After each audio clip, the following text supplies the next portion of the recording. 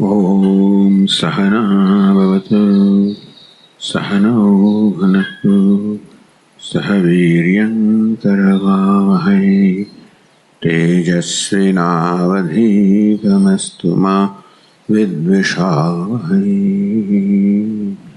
ॐ शान्ति शान्ति शान्तिः। ॐ पूर्णमदः पूर्णमिदं पूर्णात् पूर्णमुदच्यते पूर्णस्य पूर्णमादाय पूर्णमेवावशिष्यते। ॐ शान्ति शान्ति शान्तिः। श्रुतिस्मृतिपुराणानाम् आलयं करुणालयं नमामि भगवत्पादं शङ्करं लोकशङ्करं।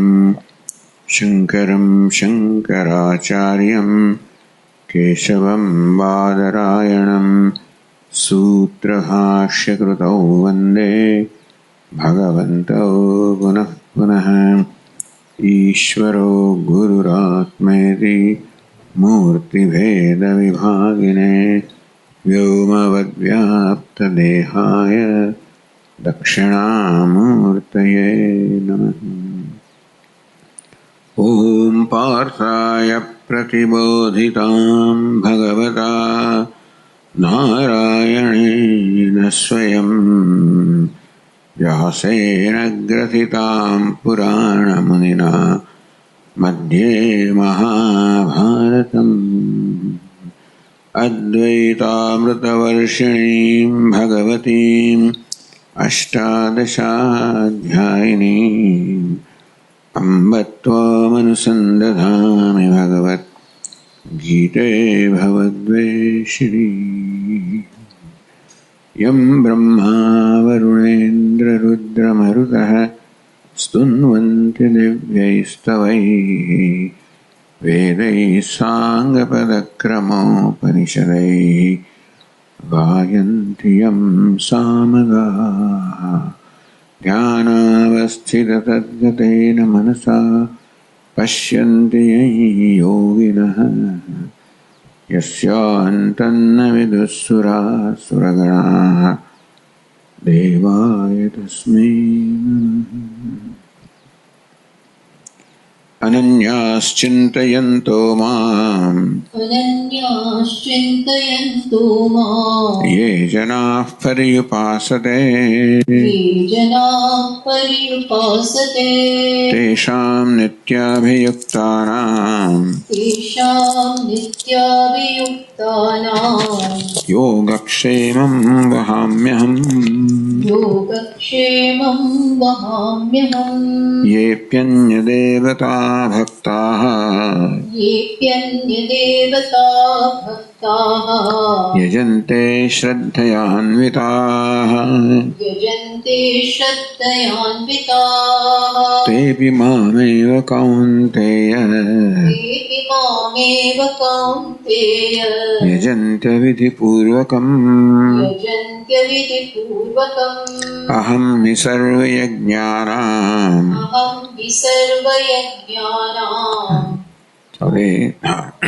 बाकी से ये भी अन्य देवता भक्ता यजन्ते श्रद्धयान्विताः। तो प्रश्न थयो कि भगवान आपे આગળ કહ્યું કે અહમ ક્રતુઃ અહમ યજ્ઞ વગેરે દ્વારા આપે જ કહ્યું કે આપ સર્વાત્મા છો અને ઇન્દ્ર વરુણ બધા દેવતાઓનો આપ જ આત્મા છો, આપ જ સ્વરૂપમાં છો। એકમ સદ્વિપ્રહા બહુધા વદન્તિ।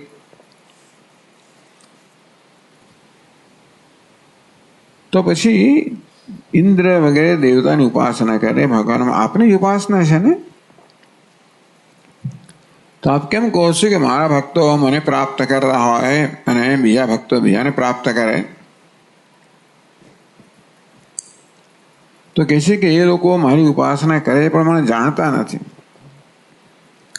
એમને કોઈ ઇન્દ્રની ઉપાસના કરીએ છીએ, ઇન્દ્ર દેવતા છે, અમારા કરતા ભિન્ન છે, અમે એમના કરતા ભિન્ન છીએ, એ પ્રકાર ઉપાસના કરે છે। હું ઇન્દ્રિય રૂપમાં હું જ રહેલું છે જાણતા નથી, પણ મારી ઉપાસના થતી નથી. અર્થાત અદ્વિતીય પરમાત્માની આરાધના થતી નથી. એ જ પરમાત્માની આરાધના દ્વૈત પૂર્ણ થાય છે. એટલે મારી અર્થાત અદ્વિતીય જે હું છું, સર્વાત્મા છું, એની ઉપાસના નથી. અને તેથી એ લોકો તો દેવતાઓને જ ભક્ત બની રહે છે. એ બી અન્ય દેવતા ભક્તા. આ પ્રકારે ભગવાને કહ્યું કે જે લોકો અન્ય દેવતા ભક્તા, જે દેવતાઓને પોતાના અન્ય માનનારા છે, પછી ભક્તા તો ખરા, શ્રદ્ધા વગેરે શ્રદ્ધયા અન્વિતા યજંતે, એ દેવતાઓની શ્રદ્ધાપૂર્વક યજન કરે છે. તે બી મામે કૌંતે યજંતી, એ લોકો મારું યજન કરે છે. આગળ કહ્યું ને ભગવાન કે હું સર્વ આત્મા છું, પણ અવિધિપૂર્વકમ, એ જાણતા નથી કે એ મારી પૂજા કરી રહ્યા છે. વાસ્તવમાં મારી આરાધના કરી રહ્યા છે, પણ જાણતા નથી કે ઇન્દ્રની આરાધના દ્વારા મારી સર્વાત્માની આરાધના થઈ રહી છે. એ જાણતા નથી. અવિધિપૂર્વકમ, અજ્ઞાનપૂર્વકમ.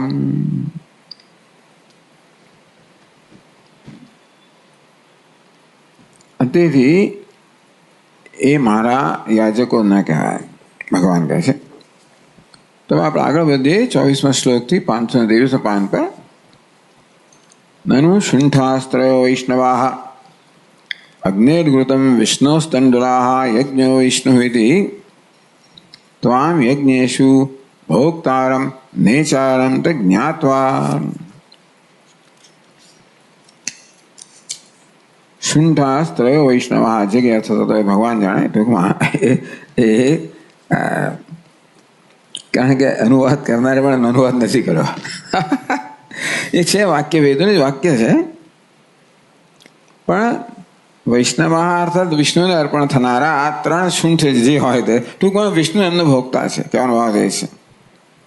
અગ્નિ ઘૃતમ, ઘૃત છે અગ્નિ દેવતા, અગ્નિનો ઘૃતનો ભોગતા છે. વિષ્ણુ તંડુલા, તંડુલ છે વિષ્ણુદેવ ભગવાન છે. તંડુલ એટલે કે ડાંગર એને અર્પણ કરવામાં આવે છે. એમ કરીને ભોગતા છે એ વિષ્ણુ છે કે ભગવાન છે. કારણ કે અગ્નિના રૂપમાં ભગવાન જ છે, વિષ્ણુ રૂપમાં ભગવાન છે, એ રીતે ભોગતા તો ભગવાન છે.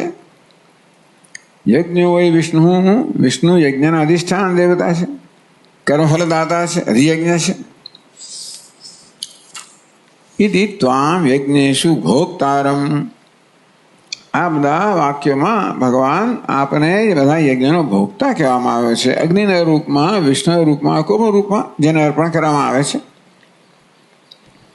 નેતારમ છે યજ્ઞો વય વિષ્ણુ, આપ જ અધિયજ્ઞ છો, યજ્ઞના અધિષ્ઠાન દેવતા છો.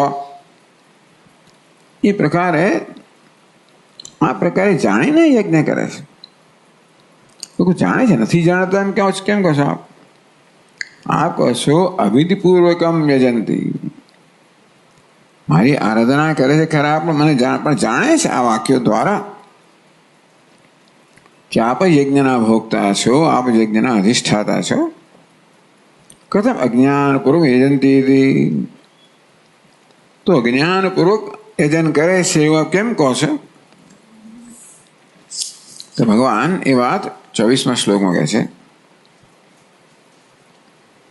અહમ હિ સર્વયજ્ઞાનામ ભોક્તા ચ પ્રભુરેવ ચ ન તુ મામ અભિજાનન્તિ તત્વેનાતશ્ચવન્તિ તે.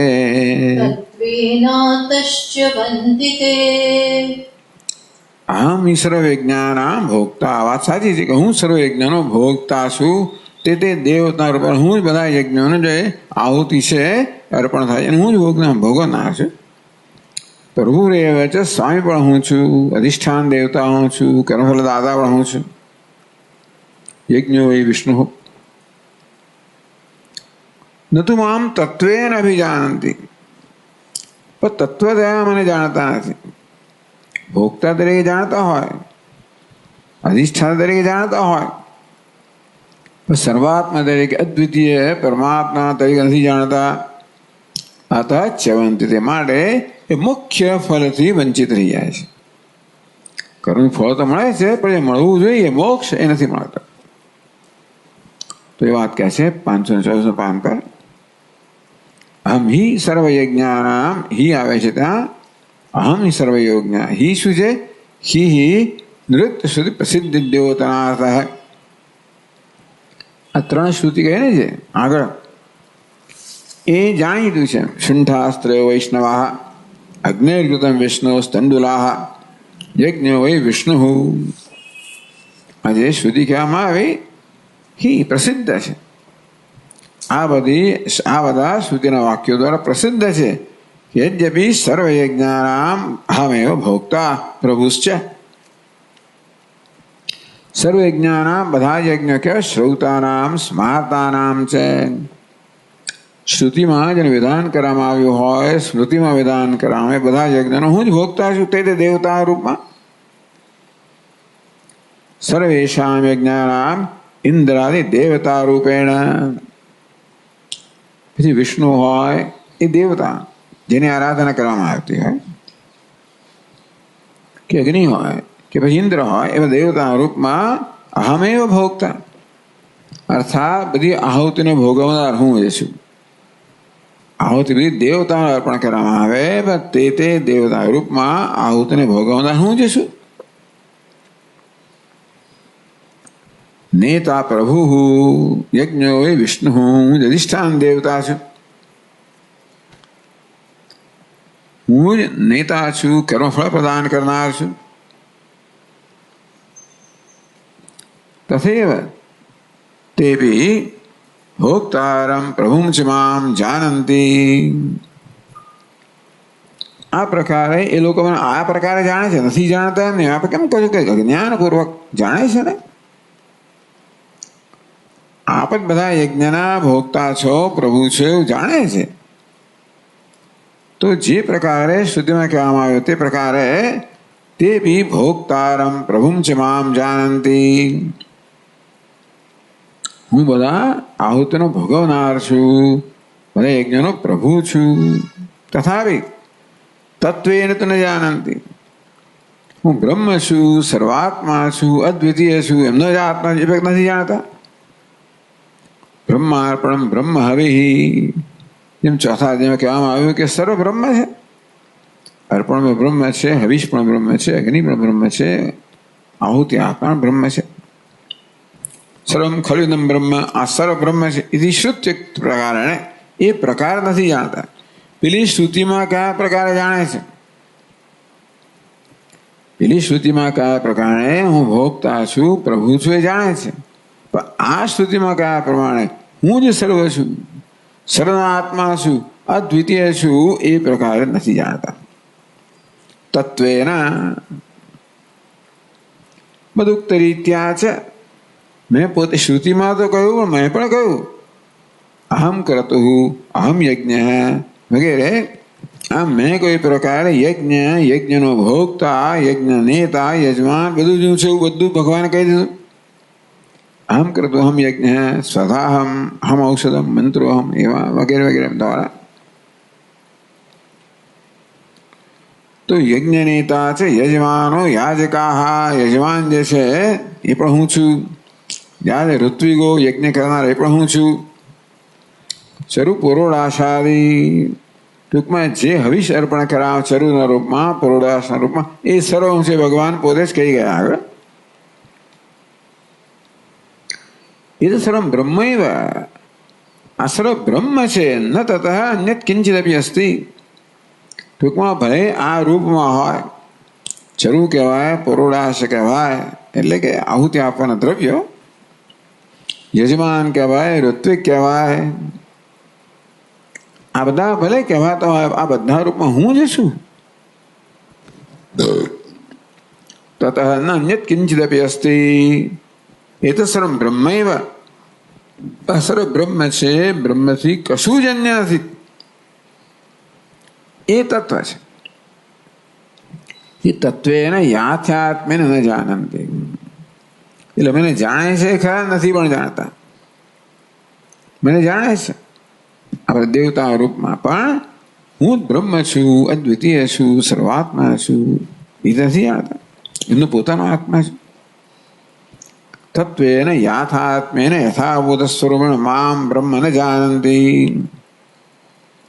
તત્વેન તત્વતયા યાથાત્મેન હું જેવો છું તેવો યથાભૂત સ્વરૂપેણ મારું જેવું સ્વરૂપ જે પ્રકારે મામ બ્રહ્મ ન જાનંતી મને બ્રહ્મને એ લોકો જાણતા નથી.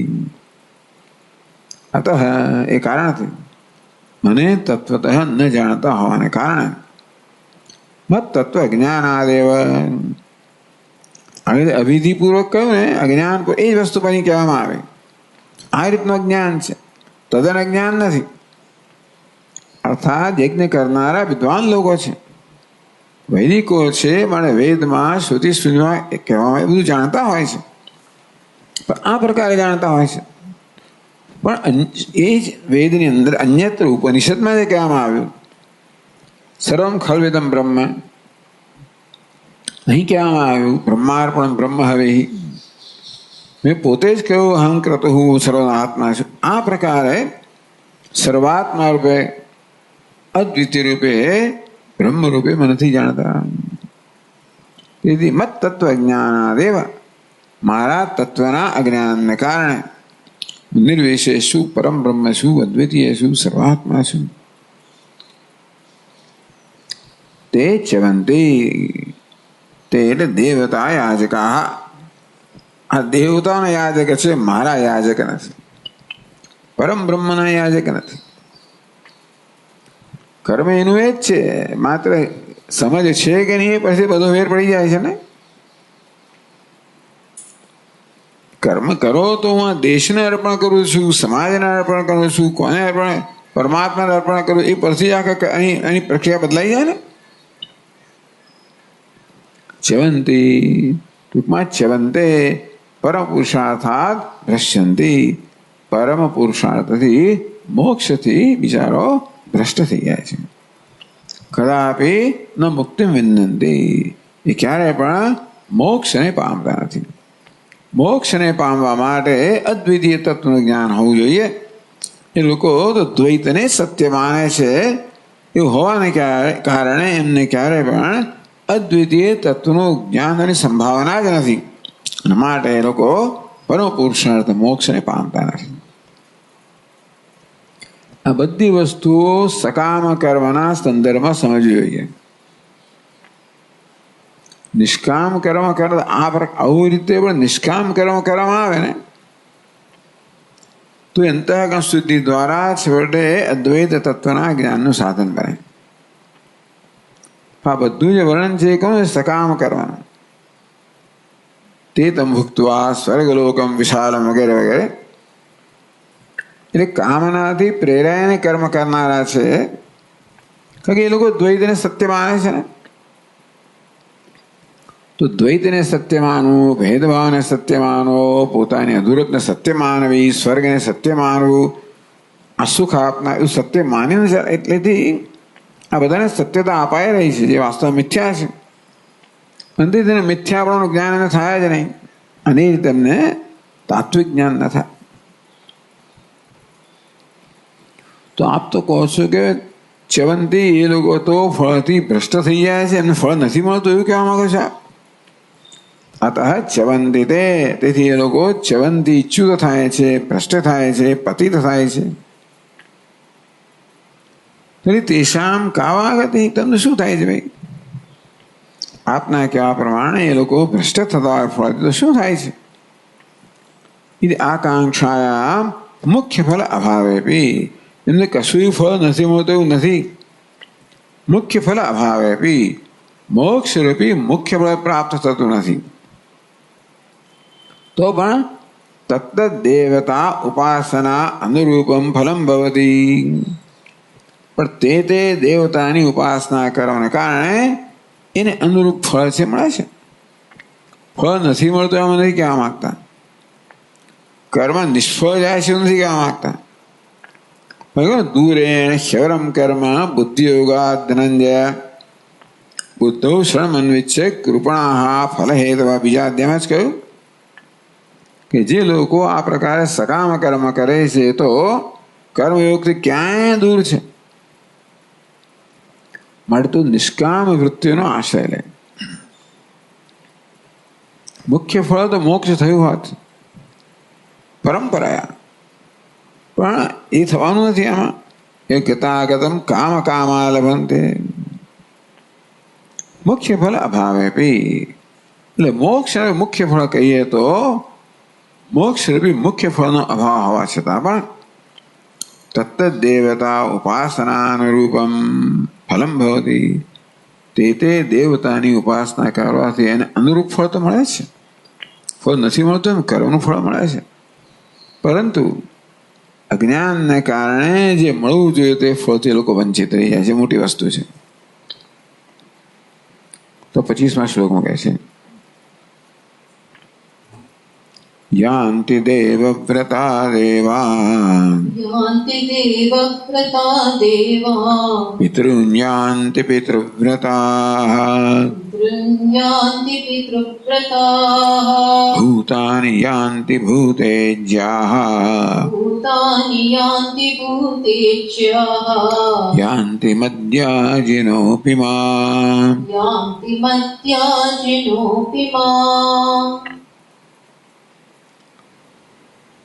યાન્તિ દેવવ્રતા દેવા, દેવવ્રતા દેવા યાન્તિ. જરૂર દેવતાનું યજન કરનારા દેવત્વને પામે છે. પિતૃવ્રતા પિતૃને યાન્તિ, પિતૃની આરાધના કરનારા પિતૃ એ જ પદને પામે છે કે એમના લોકને પામો કે તો એમની સ્થિતિને પામો. ભૂતાની યાન્તિ ભૂતેજ્યાઃ, ભૂતોની આરાધના કરનાર એ લોકો ભૂતને એ અવિસ્થાને પ્રાપ્ત કરે છે. યાન્તિ મધ્યાજનો, મારું યજન કરનારા મને પામે છે. તત્ત દેવતા ઉપાસના અનુરૂપમ, તે દેવતાની ઉપાસનાને અનુરૂપ ફળ પ્રાપ્ત કરે છે. એ વાત આ શ્લોકમાં કહેવામાં આવે. તો 525મા પાન પર કહે છે, યાન્તિ દેવવ્રતા દેવા, દેવવ્રતા દેવાન યાન્તિ. દેવવ્રતા કોને કહેવાય તો કહે છે, દેવેશુ ઇન્દ્રાદિષુ યજ્ઞ દાનાદિ નિયમો વ્રતમ, શિવ વિષ્ણુઆદિષુ જપ પૂજા ઉપાસનાદિ નિયમો વ્રતમ.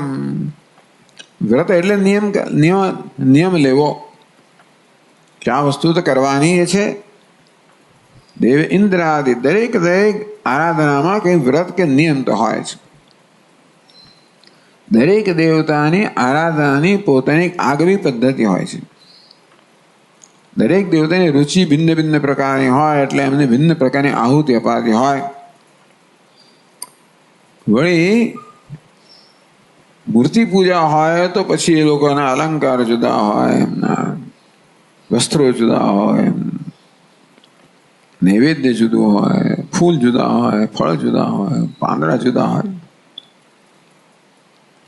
નિયમ બહુ બહુ કડક કે કોઈ દિવસ ગણપતિને તુલસી ના ચડાવાય, પેલાને બિલ ના ચડાવે એટલે આમ તમે તો થથરી જાઓ કે શું થશે આપણું. હવે આપણે બહુ જ કરતા આવ્યા છીએ ભાઈ. એટલે ચાલો, એટલે આપણે તો બહુ સ્વીકારતા નથી, પણ બધા લોકોએ પોતપોતાના ક્ષેત્રને એવું તો આમ કડક બનાવી દીધું છે ને, એટલે એનું અનુસરણ કરનાર બરાબર નિયંત્રિત થાય કે આ તમે આમ ના કરી શકો, આમ ના જાય, પેલા આમ ના જાય, આમ ના થાય, આવું આ દીવો ડાબી બાજુ ના મુકાય, જમણી બાજુ મુકાય, અહીંયા ના મુકાય, ઘીનો દીવો આ બાજુ મુકાય, તેલનો દીવો આ બાજુ, વગેરે વગેરે. એટલા બધા જોરદાર નિયમો છે. જેમ જેમ દિવસો જાય છે તેમ તેમ તે પંથના આચાર્યો નિયમો કડક બનાવતા જાય છે. ઝડપે સલાહ બધા લોકો નિયંત્રણમાં રહે, એમનું અનુસરણ કરનારા. જે વાત ખરું ચાલો, પણ એટલે એવું ના કહેવાય આપણાથી કે બધું સાચું નથી, પણ આપણે બહુ થોડું વિચિત્ર લાગે ખરું. હવે તો એવું છે કે ભગવાન હવે તો ગુરુ છે ને, પછી દીવાની જરૂરત, દીપકની જરૂર જ નથી, વગેરે વગેરે. એટલે એમ કરતા કરતા ક્યાંકથી ક્યાંક સુધી કાઢે, પેલા શું કહ્યું છે ને ક્યાંક શું કહ્યું છે એમ કે નિયમો કાઢે. તો એટલું તો ખરું કે દરેક દેવતાના પોતાના નિયમો હોય, એવું તો હોય. યજ્ઞ દાનાદિ નિયમ, ઇન્દ્ર વગેરે દેવતાઓનું જન કરતા હોય એને યજ્ઞ દાન વગેરે જે નિયમ હોય નિયમ પાલન કરવું પડે, કરતા હોય. શિવ વિષ્ણુ આદિશુ આ પૌરાણિક દેવતાઓની ઉપાસના તો જપ પૂજા ઉપવાસ જે થતા હોય તે દેવતાના જપ, તે દેવતાની પૂજા, એ દેવતાના ઉપવાસના પણ ક્રમ જુદો હોય ને. ગણેશજીનો ઉપવાસ અમુક દિવસ થતા હોય, ચતુર્થી, દેવીના અષ્ટમી, વિષ્ણુ ભગવાનના કે શિવજીની એકાદશી, આ પ્રકાર નિયમ. વ્રતો વ્રતમ યેષામ તે દેવવ્રત, આ બધાને દેવવ્રત કહેવામાં આવે. એટલે શું? દેવેશુ વ્રતમ યેષામ તે દેવવ્રત, એવું છે. દેવતાના વિષયમાં તે દેવતાના ઉદ્દેશને જે વ્રતનું પાલન કરનારા હોય એને દેવવ્રત કહેવામાં આવે. દેવયાજન દેવતાનું યજન કરનારા, પૂજન કરનારા.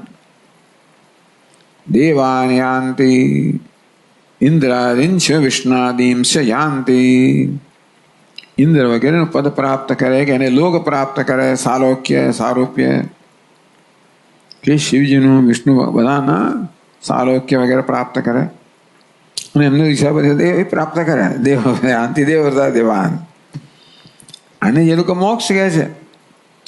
ટૂંકમાં એ દેવતાના લોકને પ્રાપ્ત કરો એ મોક્ષ છે. સાલોક્ય પ્રાપ્ત કરવું કે સામીપ્ય પ્રાપ્ત કરવું, સારૂપ્ય પ્રાપ્ત કરવું, સાયુજ્ય, આ બધી મુક્તિ છે. પણ આ સંદર્ભમાં, અદ્વૈતના સંદર્ભમાં એ બધાને પણ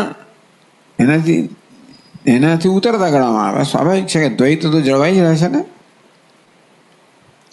તત્ત પદમ ગચ્છન્તિ ઇત્યાસ. ટૂંકમાં તે જો એટલી બધી ઉત્કૃષ્ટ પ્રકારની ઉપાસના હોય તો એવું નિયમ નથી કે દેવતાની ઉપાસના કરવાથી એ લોકોને પામે.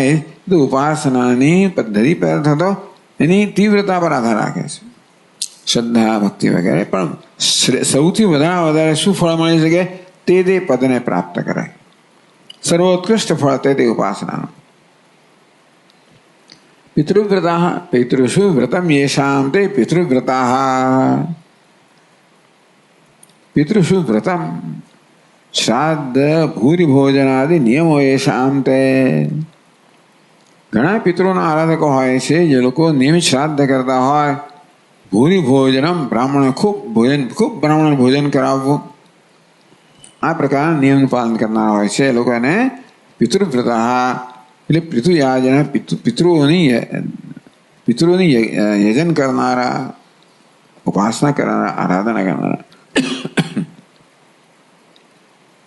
પિતૃન્યાંતિ અગ્નિશ્વાત, આ પિતૃનું નામ છે. વગેરે જે પિતૃઓ છે એમની સ્થિતિને પ્રાપ્ત કરે અને એ પિતૃ બને.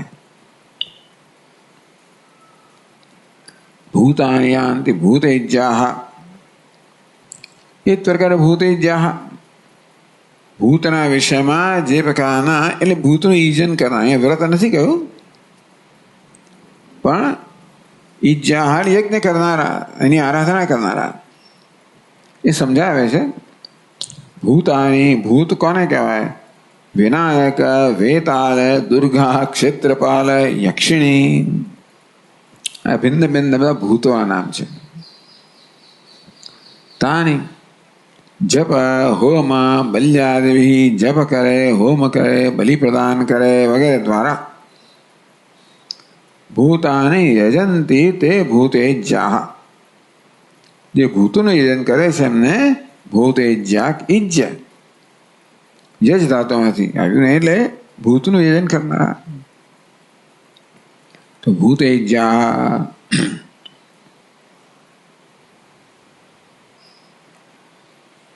તો ભૂતનો ઉપાસક છે ને ભૂતોને પ્રાપ્ત કરે. મધ્યાયન મારું યજન કરનારા, મારું લોકોનું. મામ સગુણમ બ્રહ્મ, આદિત્યો બ્રહ્મ, મનો બ્રહ્મ, સર્વ ખલદમ બ્રહ્મ ભેદેન અભેદેન ચ વેજંતી. તો મારું સગુણ બ્રહ્મનું કેટલાક આદિત્ય બ્રહ્મ છે, આદિત્યમાં બ્રહ્મની ભાવના કરીને ઉપાસના કરનારા હોય. મનો બ્રહ્મ, મન બ્રહ્મ છે, એ પ્રકારે આરાધના કરતા હોય, એમાં ભાવના કરીને. આ સર્વ બ્રહ્મ છે, સર્વ બ્રહ્મની ભાવના કરીને એ લોકો આવી રીતે ધ્યાન કરતા હોય.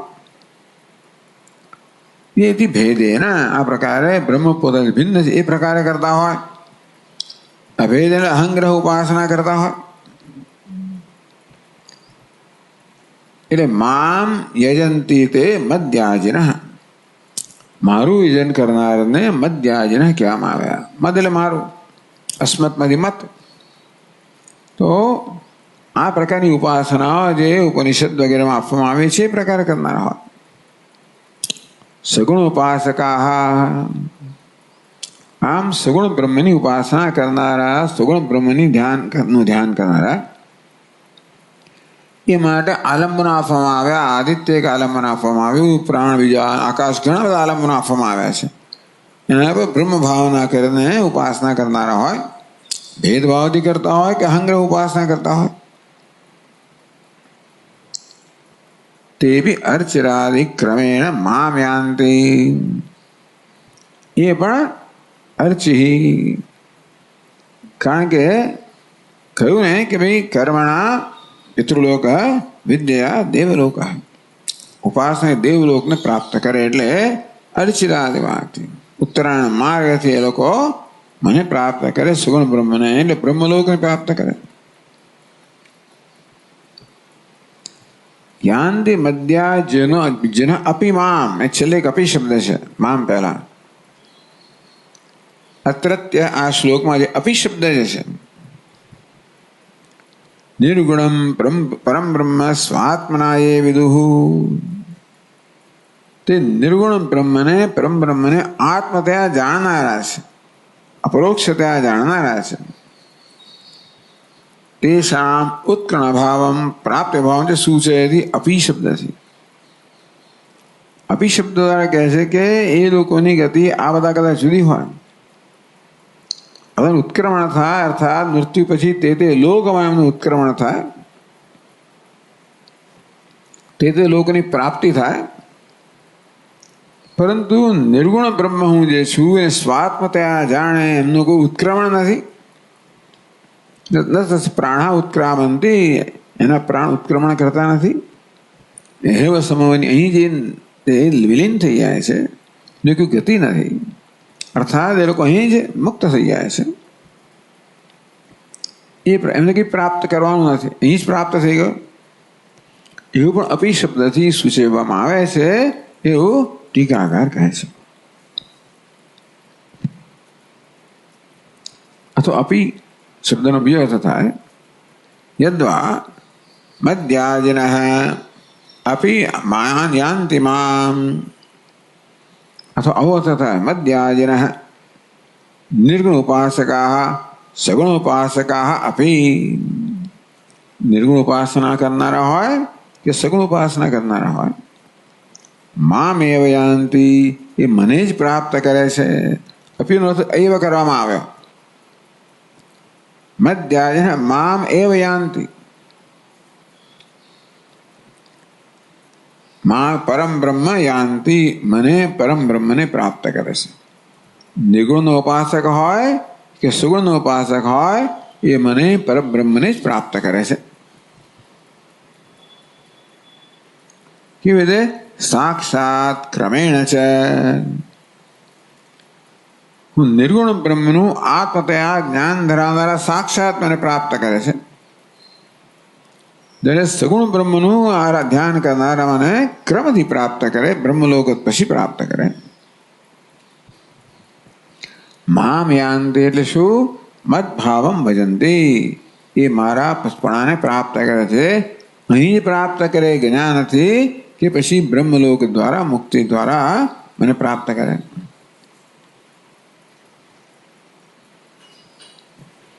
એટલે આમાંથી ભગવાન શું કહેવા માંગે છે? એટલે અપીનો આ પ્રકારનો અર્થ કરીને એમાંથી શું બોધ લેવાનો છે એ કહે છે ટીકાકાર.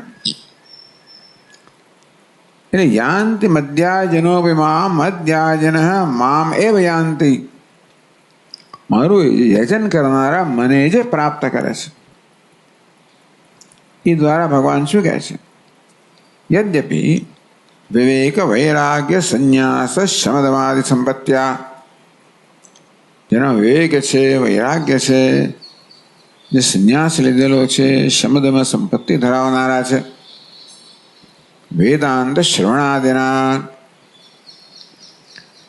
શ્રવણાદિ વેદાંત શ્રવણ મનન નિધિધ્યાસન બ્રહ્મ જ્ઞાનમ સુલભમ, આ પ્રકારે અધિકારીત્વ ધરાવનારા છે, યોગ્યતા ધરાવનારા છે, એમને તો વેદાનું શ્રવણ વગેરે કરવાથી બ્રહ્મ જ્ઞાન થાય અને એ પણ સુલભ છે. તત્ફળ પ્રાપ્તિ છે સુલભા, અને એ તો એમને અહીં ફળ પ્રાપ્ત થઈ જાય છે, માટે ક્યાં એમણે રાહ જોવાની નથી. ગમદાદિ શ્રમ શૂન્યા, આ લોકમાંથી અગ્નિ જ્યોતિ વગેરે દ્વારા આવો કોઈ શ્રમ પણ લેવાનો નથી, અહીં જ એ લોકો મુક્ત થઈ જાય છે. એટલે અહીં કહે છે કે ભાઈ તમારામાં આ પ્રકારની યોગ્યતા તમે જો વિકસાવી હોય, વિવેક વૈરાગ્ય સંન્યાસ શમદમાં આદિ સંપત્તિ તમે વિકસાવી હોય, તો વેદાંતના શ્રવણ વગેરે દ્વારાથી બ્રહ્મ જ્ઞાન પ્રાપ્ત થતા તમે સુલભતાથી પ્રાપ્ત થાય, અને તો પછી મોક્ષ અહીં જ પ્રાપ્ત થઈ જાય, ક્યાંય જવાની માથાકૂટ પણ ના રહે. યદ્યપિ તથાપી તો પણ નિત્ય શ્રમ સાધ્ય જપ હોમોપવાસ સ્તોત્ર પાઠાદિ અતિ દુષ્કરૈ, પહેલા તો પણ નિત્ય શ્રમ સાધ્ય, દરરોજ જેમાં શ્રમ કરવો પડે, જપ હોમ વ્રત કયા ને, જપ કરવા પડે, હોમ કરવા પડે, એટલે દશાંશ હોમ કરવો પડે, ઉપવાસ કરવા પડે, સ્તોત્ર પાઠાદિ પઠન કરવું પડે, જે નિયમ હોય. અતિ દુષ્કર, એ બહુ દુષ્કર છે, અર્થાત કરવું અત્યંત કઠિન છે. આ બધું રોજ રોજ રોજ રોજ કરવું.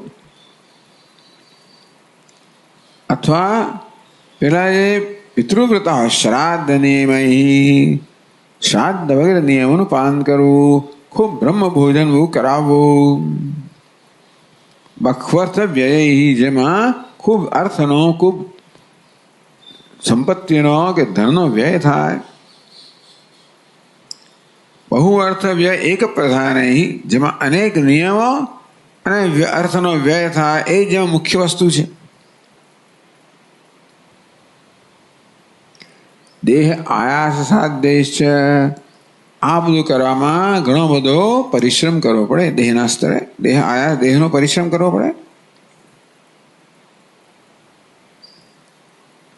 એટલે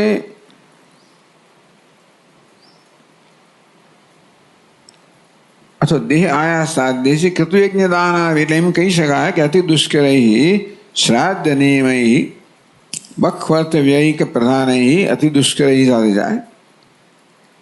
દેહ આયા સાધ્ય છે કર્તુયજ્ઞ દાના દેવી. આ કર્તુ એટલે યજ્ઞ કરો, દાન કરો, આ બધું છે. તો કે દેહ આયાસ સાધ્ય, દેહનો ઘણો પરિશ્રમ કરવો પડે. ઉક્ત અનુક્ત છે, આ અહીંયા કહેવામાં આવી એ સિવાય બી ઘણી બધી આરાધનાઓ હોય. ક્રિયા વિશેષ, ટૂંકમાં આપણી સંસ્કૃતિમાં કેટલા બધા પ્રકારની આરાધનાઓ છે, કેટલા બધા દેવતાઓ છે, દરેકની વિશેષ પ્રકારની આરાધના હોય છે. એમણે કેટલાકનો અહીંયા આગળ ઉલ્લેખ કરવામાં આવ્યો, પણ ન કરવામાં આવ્યો તે પણ ક્રિયા વિશેષ બિંદ અનેક પ્રકારની ક્રિયાઓ જેમાં રહેલી છે. બહુ શ્રમ મૂળ, અને બહુ જ શ્રમ જેમાંનું મૂળ છે, જેમાં ખૂબ શ્રમ રહેલો છે. લબ્ધવ્યમ યત ફલમ, એ બધું કરવા છે દ્વારા જે ફળ પ્રાપ્ત કરવાનું, કેવું છે અલ્પકાલિકમ. તમે કોઈ લોક પ્રાપ્ત કરો તો પ્રાપ્ત કર્યો માટે ક્યારેક તને છોડવો પડે. ક્ષીણે પુણ્ય મર્તલોકમ વિશંતિ, પુણ્ય ક્ષીણ થાય એટલે વળી મર્તલોકમાં પાછું પ્રવેશ આવવું પડે. અલ્પકાલિક તદ અલ્પકાલિકમ ફલમ, અનંતકાળની તુલનામાં તો અલ્પકાલિક જ થયું. ક્ષયિષ્ણુ એટલે ક્ષીણ થનારું. સપ્રતિયોગિકમ પુનરાવર્તિ કર્મ જે ભવતી, સપ્રતિયોગિકમ એટલે પ્રતિયોગી સહિતનું, વિરોધ સહિતનું પણ ખરું, પુનરાવૃત્તિ કરાવનારું પણ ખરું. આ પ્રકારનું ફળ એ લોકોને પ્રાપ્ત થાય. તો કે અદ્વૈત તત્વનું જ્ઞાન સિવાયની આરાધના કરે છે. જો યોગ્યતા વિકસાવે તો અદ્વૈત જ્ઞાન જેવું સહેલું કશું જ નથી, તો મોક્ષ સરળથી પ્રાપ્ત થાય.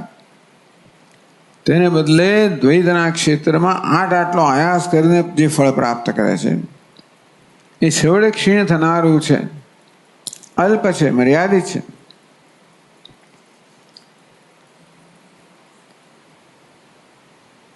અલ્પકાલિકમ ક્ષયિષ્ણુ સપ્તપુનરાવર્તિકમ ભવતી. આમ આગળ ભગવાન આવું કહી ગયા છે.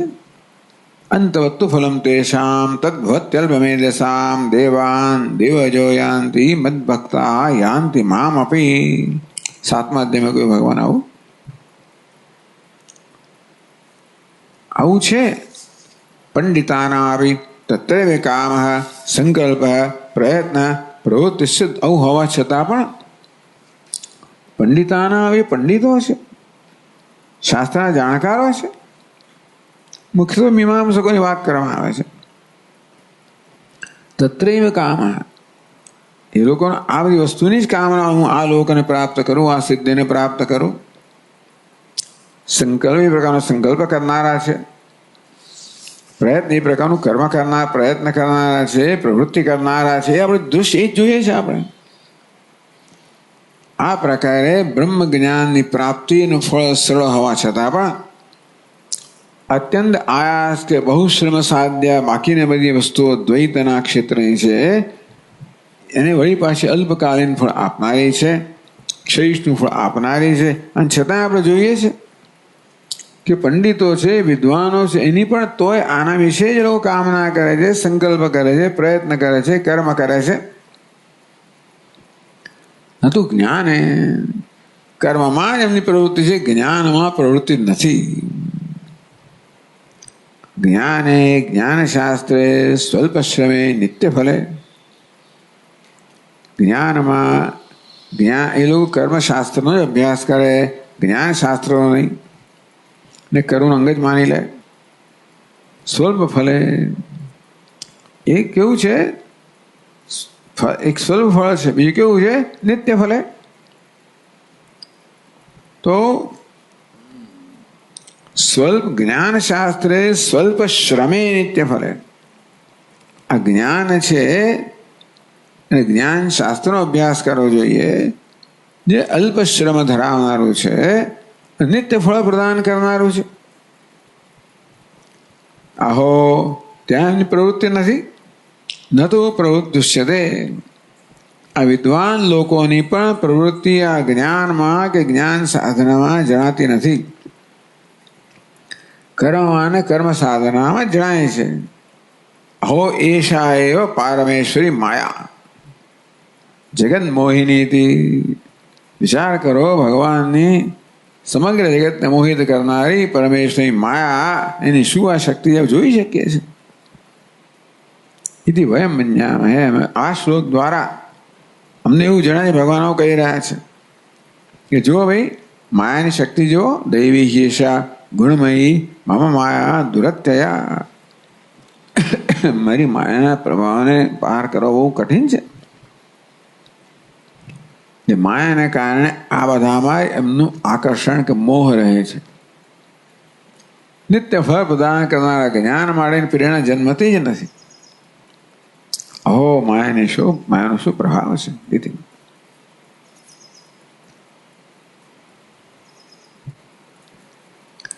નનુ અધિકારિણામ મહાત્મનામ બ્રહ્મજ્ઞાનમ સુલભમ. ભાઈ આપે કહો છો, વાત તો બરાબર છે. જે અધિકારી હોય, મહાત્મા હોય, એમને માટે બ્રહ્મ જ્ઞાન સુલભ છે. એટલે સમાધિ ષટક સંપત્તિ ધરાવનારા હોય. તત્ફલમ આપે અનાવૃત લક્ષણમ, અને એનું ફળ મોક્ષ અનાવૃત્તિ, અપુનરાવૃત્તિ. અનંતમ અખંડાનંદમ અદ્વયમ. આ ક્ષયિષ્ણુ ફળ નથી, અનંત છે, નિત્ય પ્રાપ્ત છે. અખંડ આનંદ લક્ષણ, અદ્વય લક્ષણ, મોક્ષાખ્યમ, મોક્ષ નામનું અતિ સુલભમ. ટૂંકમાં જે લોકો અધિકારી છે મહાત્મા માટે બ્રહ્મજ્ઞાન અને બ્રહ્મજ્ઞાનનું ફળ સુલભ છે. વાત બરાબર છે. તત્ર અનધિકારિણામ, પરંતુ જ્ઞાન માટે મોક્ષ માટેનો અધિકાર ન ધરાવનારા હોય, અતિ મંદ પ્રજ્ઞાનામ, અને તેથી મંદ પ્રજ્ઞા ધરાવનારા હોય, પણ મુમુક્ષુ હોય, મોક્ષનો ઈચ્છુક છે, તો મોક્ષ માટેની આપે જે વાત કરી, વિવેક, વૈરાગ્ય, સંન્યાસ, સમાધિ, ષટક સંપત્તિ, આ બધી વસ્તુઓ જે છે એમનામાં નથી. પણ મુમુક્ષુણામ કાવા ગતિ, તો એ લોકોનું શું થાય? જેમને મોક્ષની ઈચ્છા છે ખરી, પણ મોક્ષનું સાધન જ્ઞાન છે એ માટે યોગ્યતા નથી, તો તેષામ કા ગતિ, એ લોકોનું શું થાય? પ્રશ્ન થાય ને. તેષામ કા વા ગતિ આકાંક્ષાયામ, આકાંક્ષા થાય છે. અથવા કા ગતિ, કેવી રીતે એમને ગતિ પ્રાપ્ત થાય, એમને કેવી રીતે મોક્ષરૂપી ગતિ પ્રાપ્ત થાય, તે આકાંક્ષાયામ. સતામ આરુક્ષાણામ અપી ભક્તાનામ સુલભ એવ, તો જે સત્પુરુષો છે, એટલે આરૂઢ થવા ઈચ્છે છે.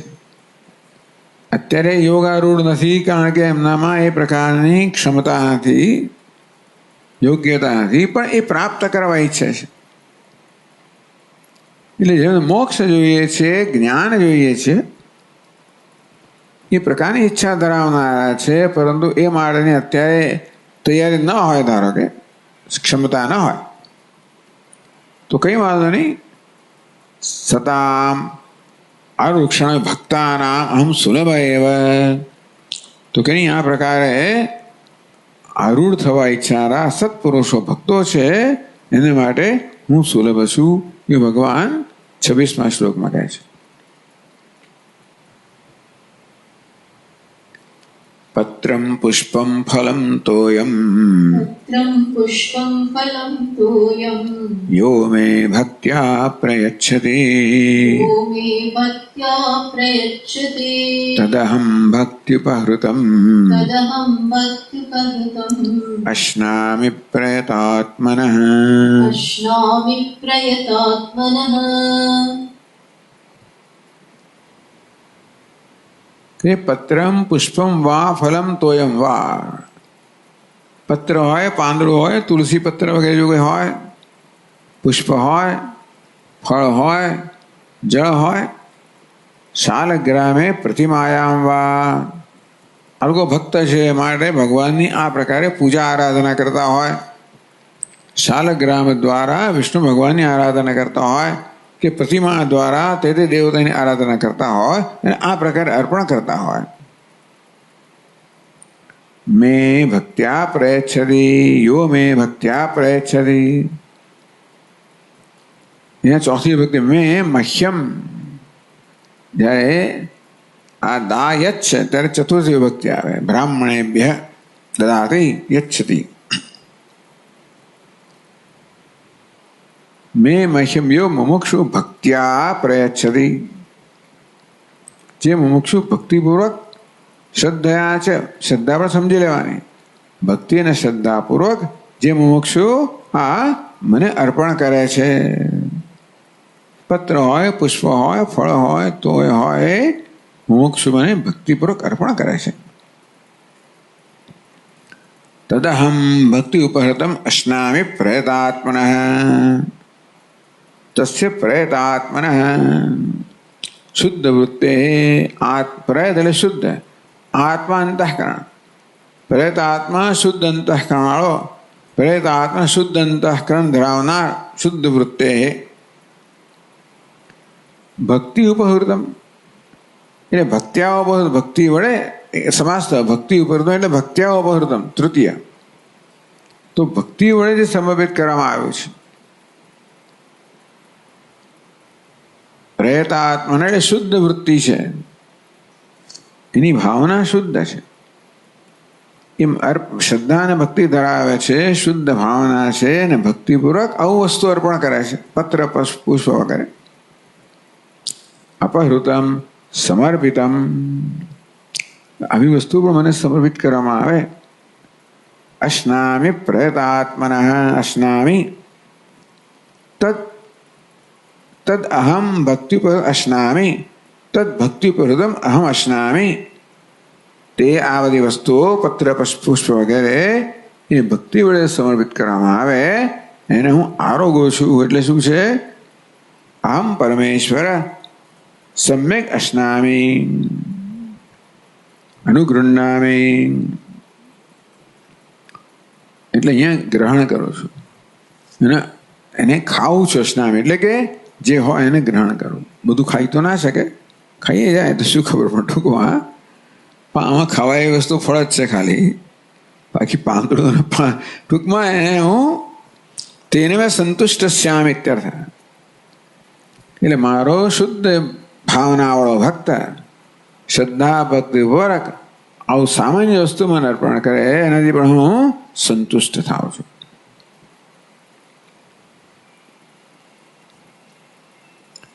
દિગ અનિશાચરમ જન્મ યદિ ઈશ્વર આરાધન શૂન્યસ્ય જન્મન નિષ્ફલત શ્રવણાત.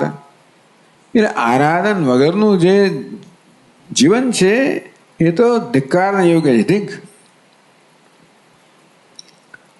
ઈશાચરમ અનિશાચરમ, ઈશ્વરનું અર્ચન જે મને થયું અનિશાચરમ એવું કહેવામાં આવ્યું. એટલે ઈશ્વરના અર્ચન વગર, ઈશ્વરના આરાધન વગરનું શૂન્ય જીવન છે એ તો ધિક્કાર યોગ્ય નિષ્ફળ જ છે. જેના જીવનમાં ઈશ્વરની આરાધના નથી એનું જીવન નિષ્ફળ જ છે. એ તો કયું? નિષ્ફલત શ્રવણાત ઈશ્વર આરાધનસ્ય ષટ્કર્માંતઃ પાદિતાચ્ચ इति ईश्वराधन शून्य અને इति ईश्वराधनम અવશ્યમ કર્તવ્યમ इति ભાવः.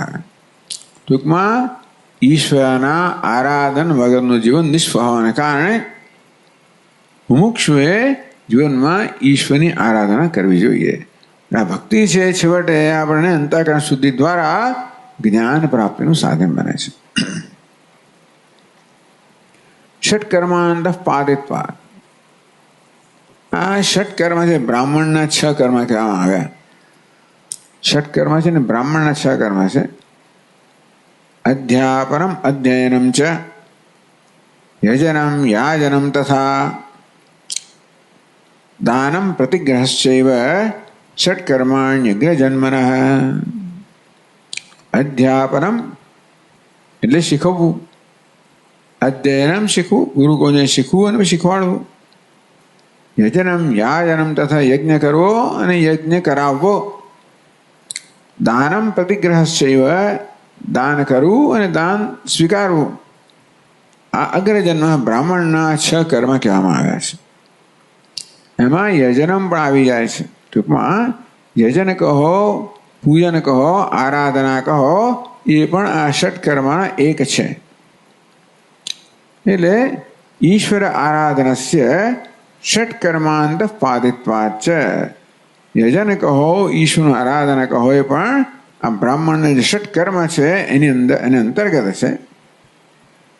એટલે ઈશ્વર આરાધના મોક્ષ અવશ્યમ, એટલે મોક્ષે ઈશ્વર આરાધન અવશ્ય કરવું જોઈએ એવું આ શ્લોક દ્વારા ભગવાન સૂચવવા માંગે છે, એમ કહે છે. આપણે આગળ જોઈશું. ઓમ પૂર્ણમદઃ પૂર્ણમિદં પૂર્ણાત પૂર્ણમુદચ્યતે પૂર્ણસ્ય પૂર્ણમાદાય પૂર્ણમેવાવશિષ્યતે. ઓમ શાંતિ શાંતિ શાંતિ.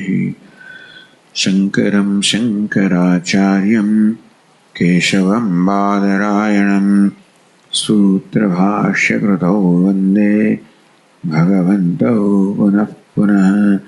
ઈશ્વરો ગુરુરાત્મેતિ મૂર્તિભેદવિભાગિને વ્યોમવદ્વ્યાપ્તદેહાય દક્ષિણામૂર્તયે નમઃ.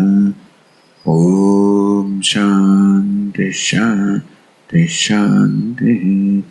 हरि ओम श्री गुरुभ्यो नमः हरि ओम।